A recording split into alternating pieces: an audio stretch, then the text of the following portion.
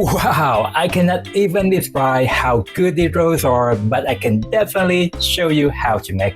Hi everyone, Lennon's here. Today we're making one of the most beloved Vietnamese food, the Vietnamese egg rolls. You can find the written recipe in the first comment or in the description below the title.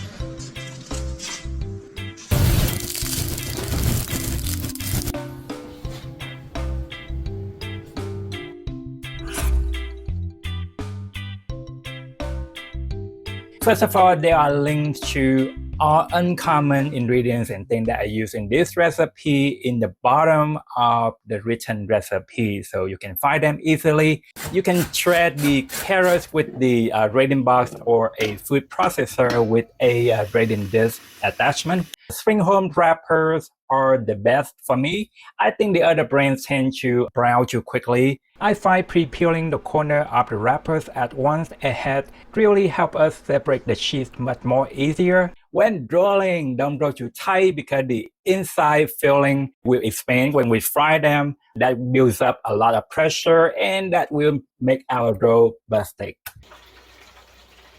When frying, make sure the rolls have enough room so they don't stick together. My tip 10 years old Hamilton Beach is about 3 liters, I believe, which is about 12 cups, can fry about 6 rolls comfortably. A trick when frying after adding the rolls in is we will try to submerge the roll, pulling up and down a few times so the oil will get in between the rolls and that will help them separate.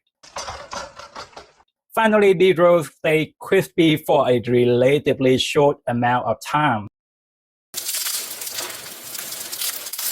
If you want to serve immediately. But in practice, we don't want, a big party going around when we are using a deep fryer. Right? So it's best make ahead, freeze, and then reheat when ready to serve. Oh, and one more thing.